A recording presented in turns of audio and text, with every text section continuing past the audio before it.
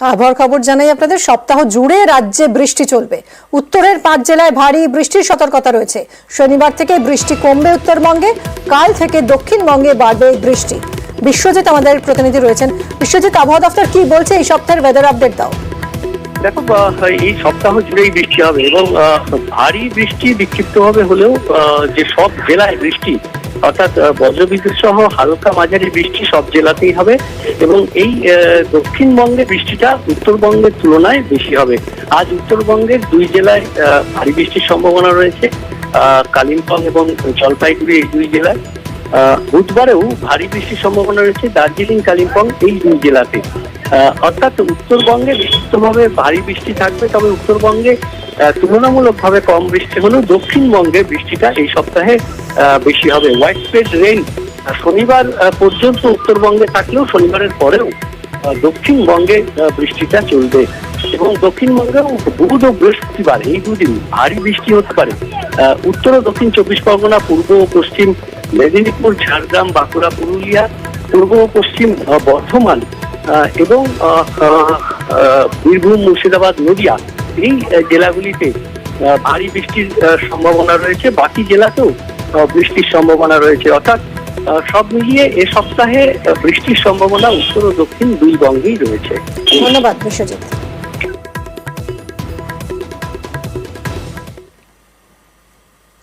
সারাদিন কোথায় কি ঘটছে, কোন খবর চর্চায় জানতে গেলে ডাউনলোড করুন নিউজ 18 অ্যাপ।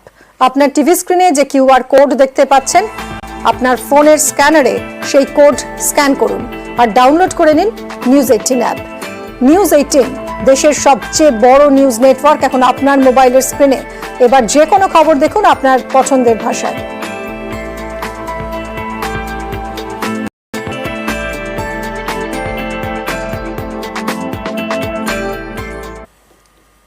কুলতলিতে আরেক সাদ্দাম। সোনার দোকানে নকল সোনা বন্ধক রেখে টাকা নিয়ে প্রতারণা। চাঞ্চল্যকর অভিযোগ বিজেপি কর্মী কার্তিক দাসের বিরুদ্ধে। তাকে গ্রেফতার করেছে পুলিশ। দক্ষিণ 24 পরগনার কুলতলির সাদ্দাম সর্দার সম্প্রতি তার বিরুদ্ধে পুরনো সোনার মূর্তি বিক্রির নামে পরিকল্পিত প্রতারণা চক্র চালানোর অভিযোগ ওঠে। এই কুলতলিরই বাসিন্দা কার্তিক দাস, তার বিরুদ্ধেও প্রতারণার অভিযোগ, সেটাও সোনা নিয়ে। দোকানে নকল সোনা বন্ধক রেখে প্রতারণায় অভিযুক্ত কার্তিক। অভিযোগ, এভাবেই তার পকেটে ঢুকেছে প্রায় 2.5 লক্ষ টাকা। কার্তিক দাস ওনার নাম। উনি সেইভাবে আমার কাছে সোনা বন্ধক দেয় একাধিকবার। উনি যখন একাধিকবার আমার কাছে আসে তখন আমার সন্দেহ হয় যে এত মাল কোথায় পাচ্ছে। সন্দেহ হওয়ার পর আমি মালটাকে বিষ্ণুপুরে ট্রান্স করি। ট্রান্স করে দেখা যাচ্ছে সোনাটা পুরো ডুপ্লিকেট, হলমার্কের স্ট্যাম্প মারা আছে, সব আছে। কুলতলির শানকি জাহানের বাসিন্দা কার্তিক দাস এলাকায় বিজেপি কর্মী বলে পরিচিত। সেচ দপ্তরে কাজ করেন। তার বিরুদ্ধে অভিযোগ, একাধিক সোনার দোকানে সোনা বন্ধক রাখেন, তার বদলে টাকা নেন। সম্প্রতি সেই সোনা পরীক্ষা করতেই ধরা পড়ে জালিয়াতি। পুলিশে খবর দেন দোকান মালিকরা। রবিবার আবারও একটি সোনার দোকানে যান কার্তিক। তখনই তাকে হাতে নাতে ধরে ফেলে পুলিশ। ওরকম গয়না দিয়ে টাকা নিয়ে গেছে জালি করে। আমরা ধরতে পেরে আমরা সেই যে দিয়ে গিয়েছিল তাকে আমরা বসিয়ে রেখেছি। বসিয়ে রাখার পরে তিনি স্বীকার করেছে যে আমাদের এই জালি গয়না আমাদের গয়না। না, আমি জানি না যে এরকম ডুপ্লিকেট জিনিস আমি বুঝতে পারিনি। হ্যাঁ, দোকানে 4টে জিনিস দিয়েছি, কিনেছি 4টে দিয়েছেন। আপনি জানতেন না এটা ডুপ্লিকেট গয়না? না না, আপনি কোথা থেকে পাচ্ছেন? এই সে বীরেন দাস বলে দিয়েছে, বীরেন দাস দিয়েছে, আমাকে তৈরি করতে দিয়েছে। মহিলাগুলো কোথায় বাড়ি তাদের? মহিলা একটা বললো ভাষাতে বাড়ি, আর একটা বললে কোথায় বাড়ি আমি জানি না। কিন্তু তাদের অভিযোগ আপনি ডুপ্লিকেট গয়না দিয়ে 2.5 লক্ষ টাকা আত্মসাৎ করেছেন। যদি ডুপ্লিকেট তাহলে তো সেটা হবেই। সেটা আপনি একজন বিজেপি নেতৃত্ব তো? আমি বিজেপির একজন কর্মী। আমাকে জড়িয়ে দিয়েছে এসে। আমি বুঝতে পারিনি যে এরকম মানে ডুপ্লিকেট জিনিস আমাকে দেবে। কার্তিক দাসের মতন অনেক বিজেপি নেতা এরকম কারবার করে, সোনা পাচারি কারবার করে। কোথা থেকে সোনা আনলো এর হদিশ কিন্তু খুঁজে বার করতে হবে এবং এর মূল পান্ডা কোথায় খুঁজে আনতে হবে। কার্তিক দাসকে দৃষ্টান্তমূলক শাস্তি যাতে পায় তার জন্য ব্যবস্থা নিতে হবে। সম্প্রতি মালদার গাজলে সমবায় ব্যাংকে ডাকাতি হয়। ধরা পড়ে ডাকাত দলের মাথা সমীর মণ্ডল। 18 পঞ্চায়েত ভোটে বিজেপির টিকিটে নির্বাচনে লড়েছিল সমীর। এবার কুলতলিতে বিজেপি কর্মীর বিরুদ্ধে প্রতারণার অভিযোগ ঘিরে শোরগোল। কুলতলি থেকে ক্যামেরায় রফিকুল ঢালির সঙ্গে অর্পণ মণ্ডল, নিউজ 18 বাংলা।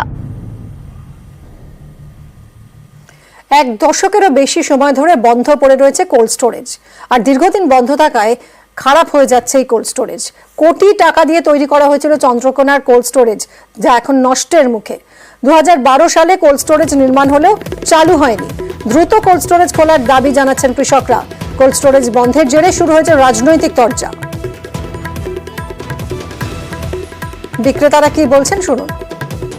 স্টোর নেই, স্টোর প্রায় 15 বছর ধরে বন্ধ আছে। স্টোর থাকলে তো আমরা মনে হয় রিস্টোর করতে পারতাম, সবজিতে কিছু মনে হয় আমাদের থাকতো।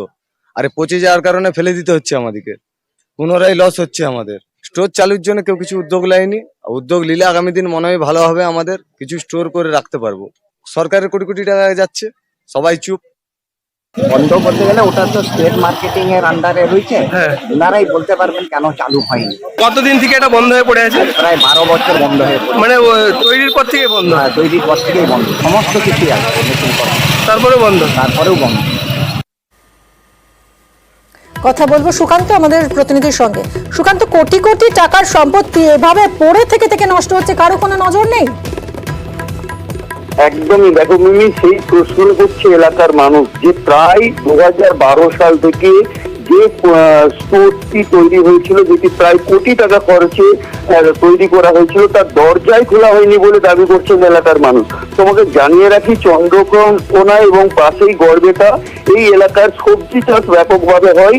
আর এই সবজি চাষের চাষিরা যাতে সবজি মজুত করতে পারে তার জন্যই এই স্টোরের নির্মাণ করা হয়েছিল, এবং তা প্রায় দশক কেটে গিয়েছে, কিন্তু এখনো পর্যন্ত তার গেট খোলা হয়নি। এলাকার ব্যবসায়ী থেকে কৃষক তারা দাবি করছেন যে এই স্টোর যদি চালু থাকতো তাহলে তাদের ক্ষতির সম্মুখীন করতে হতো না। কেন? তারা সবজি নিয়ে এসে যখন বাজারে বিক্রি করতে আসেন, বিক্রির পর অবশিষ্ট সবজি তারা এই স্টোরেজে রাখলে তারা পরের দিন সেই সবজি বিক্রি করে আবার মুনাফা করতে পারতো, কিন্তু এক্ষেত্রে তাদের সেই সবজি নষ্ট হয়ে যাচ্ছে বা কোনো সবজিকে তারা বেশি দিন রাখতে পারছেন না, তার ফলে সমস্যায় পড়ছেন। প্রশাসনের কাছে জানানো হয়েছে চন্দ্রকোনাকে রেগুলেটেড মার্কেট থেকেই এইটি দেখভাল করার কথা, কিন্তু কোনো কারণে সেই কারণ কিন্তু এখনো পর্যন্ত জানা যাচ্ছে না যে কেন এই স্টোরটি চালু করা হয়নি। তবে কয়েকদিন আগে ঘাটালের মহকুমা শাসক এবং চন্দ্রকোনা 2 ব্লকের বিডিও ওই জায়গায় গিয়েছিলেন, এবং গিয়ে তিনি অবশ্য পরিষ্কার জানিয়ে দিয়েছেন যে রেগুলেটেড মার্কেটের কর্মীদেরকে যে দ্রুত যাতে এই স্টোরটি খোলার কাজ করা হয়, এবং এখন দেখার যে কত দ্রুত এই স্টোরটি চালু করা হয় কৃষকদের সাথে থেকে। ধন্যবাদ সুকান্ত। কয়েকদিন আগেই ঘাটালের মহকুমা শাসক সুমন বিশ্বাস তিনি সবজির বাজার পরিদর্শন করতে আসেন এবং সেখানে ব্লকের বিডিও সহ চন্দ্রকোনা রেগুলেটর মার্কেট অফিসারদের নির্দেশ দিয়েছেন কুল চেইন সিস্টেম চালু করার বিষয়টি গুরুত্ব সহকারে দেখার জন্য। শুনুন কি বলেছেন। এটা একটা গভর্নমেন্টের স্টোরেজ আছে, এখানে কোল্ড স্টোরেজ যদি চালানো যায় সেটা, তাহলে সবজির দাম যখন কম থাকে তখন চাষিরা এখানে রাখতে পারবে, যখন দাম বাড়বে সেটা বেশি দামে একটু বিক্রি করতে পারবে। তো সেই জন্য বললাম বিডিও সাহেব যদি উদ্যোগ নেয় এটা ভালো একটা কাজ হতে পারে। কেন এতদিন ধরে চালু করা গেল না এই কোল্ড স্টোরেজ, তাই নিয়ে শুরু হয়েছে রাজনৈতিক তরজা। শাসক দল তৃণমূলকেই বিঁধেছে বাম বিজেপি। কৃষির স্বার্থে, কৃষকের স্বার্থে এই সরকার চিরকালই স্বৈরাচারীর ভূমিকা পালন করেছে। তারই প্রমাণ চেন কুলিং সিস্টেমকে বন্ধ করে ফেলে রাখা। যে কৃষক তার অতিরিক্ত ফসল বিক্রি করতে না পারলে কম দামে বাধ্য হয়ে বিক্রি করে বাড়ি ফিরে না যেয়ে সেই ফসলকে ওই কুলিং সিস্টেমের মধ্যে রেখে 2 দিন বা 5 দিন পরে বিক্রি করার সম্ভাবনা বা সুযোগের জায়গা পেত, সেটা এই সরকার মেরে ফেলেছে। স্বভাবতই তৃণমূল সরকার তো কৃষি আর কৃষকের পক্ষে না, যা হওয়া তাই হচ্ছে। আমাদের এরিয়া কৃষি প্রধান এরিয়া, তো এখানে সবার আগে কৃষকদের কথা ভাবনা চিন্তা করা উচিত, কিন্তু এই সরকার দেখুন কোনো ভাবনা চিন্তার বালাই নাই। কৃষকরা এই ব্যাপারে অনেকবারই আন্দোলন করেছে, বলেছে, তারপরেও কোনো বিন্দুমাত্র এদের কোনো হেলদোল নেই। স্বাভাবিকভাবে এদের কাছ থেকে এই জিনিস আশা করা কখনোই সম্ভব নয়। এরা যেখানে কাটমানি পাবে সেদিকেই এদের নজর, যেখানে টাকা রোজগার করতে পারবে সেদিকেই এদের নজর। সেই সব কাজ এরা ভালো করতে জানে, এই মানুষের কথা এরা হচ্ছে ভালো না।